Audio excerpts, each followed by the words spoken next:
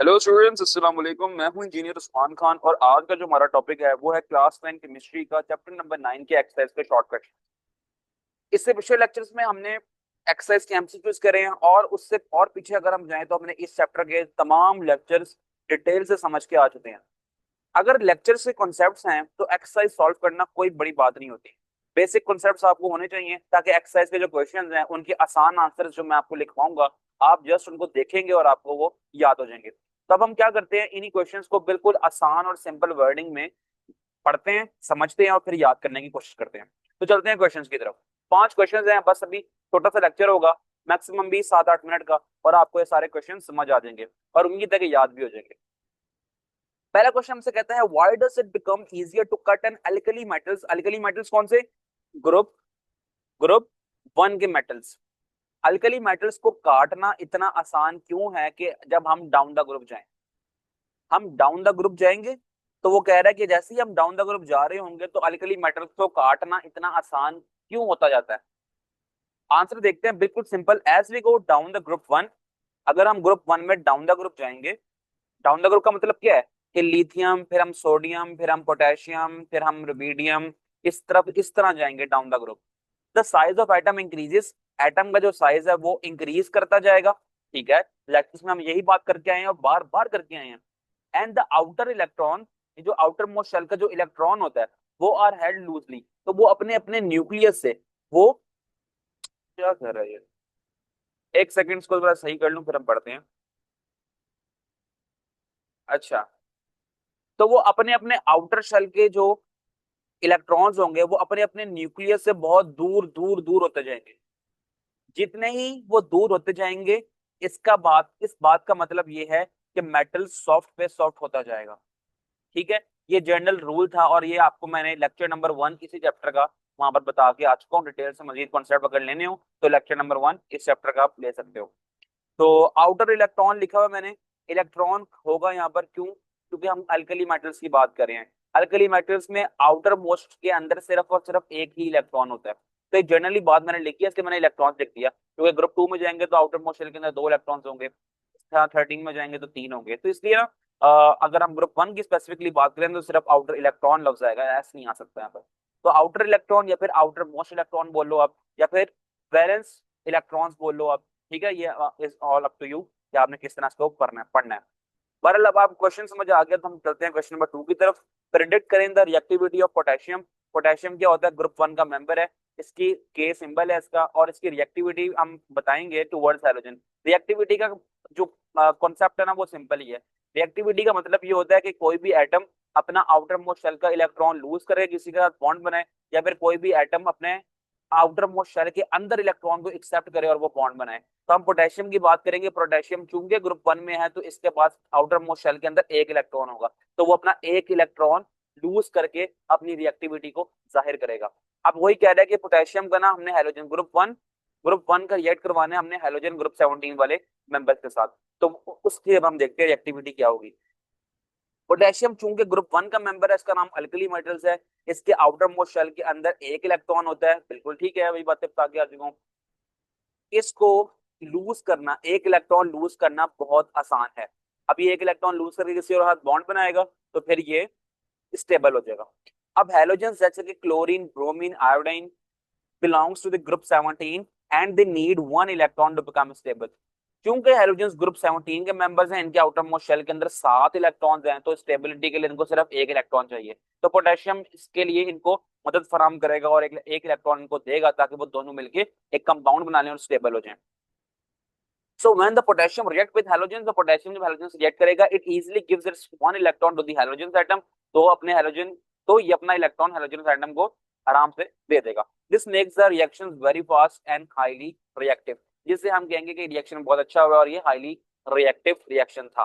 तो हमने क्वेश्चन में उससे हमने यही पूछा था कि बताओ कि रिएक्टिविटी पोटेशियम की क्या होगी हैलोजेंस की तरफ। तो हम कहेंगे कि हैलोजेंस के पास सिर्फ एक, सॉरी, पोटेशियम के पास जस्ट एक इलेक्ट्रॉन है, तो वो आराम से लूज करके हैलोजेंस को दे देगा और अपनी अच्छी रिएक्टिविटी शो कराएगा। तो अब हम चलते हैं क्वेश्चन नंबर 3 की तरफ। In the following reaction chlorine act as an oxidising agent which is the reducing agent. अब ना ये मैं आपको इस क्वेश्चन के अंदर ही ना सारा ऑक्सीडाइजिंग एजेंट और रिड्यूसिंग एजेंट को डिटेल से नहीं समझा सकूंगा, क्योंकि थोड़ा सा ना ये एक लंबा प्रोसेस है।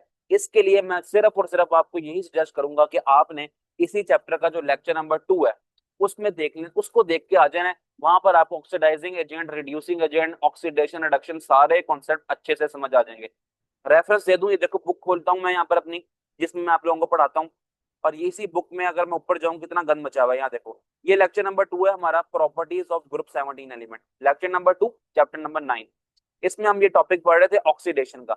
यहां से लेकर य- यहाँ तक, यहाँ तक अगर आप सुन लें, बल्कि यहाँ तक अगर आप सुन लें उस लेक्चर में जाके, तो फिर ना आपके लिए ये कोई मसला नहीं होगा, वो क्वेश्चन भी आप खुद से सॉल्व कर सकते हैं। ठीक है, तो अब हम जस्ट थोड़ा बहुत बता सकता हूँ, आपको बता देता हूँ इसी लेक्चर के अंदर। कहते हैं द रिड्यूसिंग एजेंट जो है ना वो NaBr है। NaBr रिड्यूसिंग एजेंट है बिकॉज इट गिव्स इलेक्ट्रॉन, जो कि इलेक्ट्रॉन देगा। रिड्यूसिंग एजेंट का काम क्या होता है? इलेक्ट्रॉन देना। तो द क्लोरीन, इस क्लोरीन को इलेक्ट्रॉन देगा and causes chlorine to reduce, और क्लोरीन को रिड्यूस करा देगा। जो किसी को रिड्यूस करवाता है इलेक्ट्रॉन देकर, ठीक है, इलेक्ट्रॉन किसी को देकर रिड्यूस करवाता है, वो रिड्यूसिंग एजेंट होता है। अभी मैं सिर्फ इतना ही बता सकता हूँ, मैंने लेक्चर में डिटेल से डिस्कशन की है। आप वो जरूर लेक्चर देखो अगर आपने ये आंसर लिखना है, और वैसे छोटा सा ये आंसर है, इतना भी लिखोगे काफी होगा। अब आप देख रहे हो ना यहाँ पर इस तरफ, ये Cl जो है ना और ये Br, अब ये Br और Cl की जगह रिप्लेस हो गई हैं, तो NaCl बन गया और Br अलग हो गया। पर अलग वो लेक्चर सुन के आ जाना। क्वेश्चन नंबर 4 पे चलते हैं। Why does iodine exist in the solid state at room temperature? Iodine क्या है? हेलोजेंस का मेंबर है, ग्रुप 17 का मेंबर है। और आयोडीन आता है फ्लोरीन, क्लोरीन, ब्रोमीन और आयोडीन चौथे नंबर पे आता है अपने ग्रुप 17 में। तो आयोडीन सॉलिड फॉर्म में क्यों एग्जिस्ट करता है रूम टेम्परेचर के ऊपर? रूम टेम्परेचर कौन सा होता है? जो आम हालत में हमारे घरों में होता है। Iodine has strong forces between its molecule, इसके मॉलिक्यूल्स के दरमियान में, यानी कि आयोडीन आयोडीन आपस में जो जुड़े हुए होंगे ना, तो इनके दरमियान में फोर्सेस ऑफ अट्रैक्शन बहुत स्ट्रांग होती है। सो इट्स से सॉलिड एट रूम टेम्परेचर। अब जिसके दरमियान में फोर्सेस ऑफ अट्रैक्शन बहुत स्ट्रांग होगी, तो फिर वो सॉलिड फॉर्म में एग्जिस्ट करेगा रूम टेम्परेचर में। तो यही इसका छोटा सा आंसर है, और यही इतना काफी होगा आंसर इसके लिए, डिटेल में जाने की जरूरत नहीं है मजीद। क्वेश्चन नंबर 5 और आखिरी क्वेश्चन हम पढ़ते हैं, और ये हमने डिस्कस किया था, ये भी कहीं ना कहीं लेक्चर्स में डिस्कस किया था। एक सेकंड हम देख के आ जाते हैं इसको कि कहाँ पर डिस्कस किया। मुझे याद आ रहा है कहीं डिस्कस किया हमने इसको। ये रहा ये टॉपिक, ये रहा। ठीक है, ये मैंने आपको पढ़ाया भी है। देखो जरा गन जितना ही मचा हुआ है ना इसके ऊपर, ये निशानदेही कर रहा है कि हमने सारा डिटेल से पढ़ा हुआ है इसको। तो ये लेक्चर नंबर 3 अगर आप सुन लो, लेक्चर नंबर 3 का बिल्कुल एंड, जो कि ट्रांजिशन मेटल्स को डील करता है, वहां पर ही मैंने बात की थी। तो हम क्वेश्चन में देख लेते हैं क्या बात हो रही है। हाउ डज निकल कैटलाइजेस the reaction involving hydrogenation of oil? Oils की हाइड्रोजनेशन करते हैं, उसको कन्वर्ट करते हैं इन द फॉर्म ऑफ घी या फिर मार्जरी। तो ऑयल आपने देखा हुआ, खाना बनाने वाला ऑयल और खाना बनाने वाला घी भी देखा हुआ है। तो ऑयल से ही कन्वर्ट होता है घी में। घी कुछ नई चीज नहीं है, बस ऑयल, ऑयल को हमने कन्वर्ट किया है घी के अंदर। कैसे किया है? हाइड्रोजनेशन की हेल्प से। अब हाइड्रोजनेशन क्या होता है? हाइड्रोजन का ऐड करना इन द प्रेजेंस ऑफ निकल कैटलिस्ट। अब कैटलिस्ट क्या होता है? जो कि रिएक्शन को बूस्ट अप करता है। और निकल क्या है? ट्रांजिशन मेटल है। तो ट्रांजिशन मेटल की एक प्रॉपर्टी हमने यहाँ पर फिर से पढ़ ली है, पहले भी पढ़ी थी, कि ट्रांजिशन एलिमेंट्स क्या करते हैं? वो रिएक्शंस को कैटलाइज कराते हैं, एज अ कैटलिस्ट इस्तेमाल होते हैं। तो आपने बेसिक बात समझ ली, अब हम आंसर पढ़ लेते हैं इसका। निकल हेल्प्स करता है, मदद करता है speed up the reaction where hydrogen gas is added to the oil. जब हम हाइड्रोजन गैस ऐड कराते हैं ऑयल के अंदर, हाइड्रोजन की नेचर क्या है? हाइड्रोजन क्या है? गैस है ना, तो इसके हाइड्रोजन गैस, ठीक है। आप गैस ना भी लिखो तो एक ही बात है, आप जस्ट हाइड्रोजन लिख दो, जो पढ़ने वाला पता लग जाएगा भाईजान हाइड्रोजन गैस होता है, सिंपल सी बात है ये। अच्छा, निकल क्या करता है? रिएक्शन को बूस्ट अप कराता है, स्पीड अप कराता है, कि जब हम हाइड्रोजन को ऐड करते हैं ऑयल के अंदर। अब ऑयल में हाइड्रोजन ऐड कर दी, अब क्या काम होगा? अब हमारा ऑयल जो है ना वो कन्वर्ट हो जाएगा घी के अंदर। इस प्रोसेस को हम कहते हैं hydrogenation. Because of this reaction liquid oil changes into solid. Liquid oil ना सॉलिड में कन्वर्ट होता है। अब सॉलिड क्या होता है? और सेमी सॉलिड फॉर्म लाइक घी, सॉलिड जैसे कि मार्जरीन, और सेमी सॉलिड जैसे कि घी।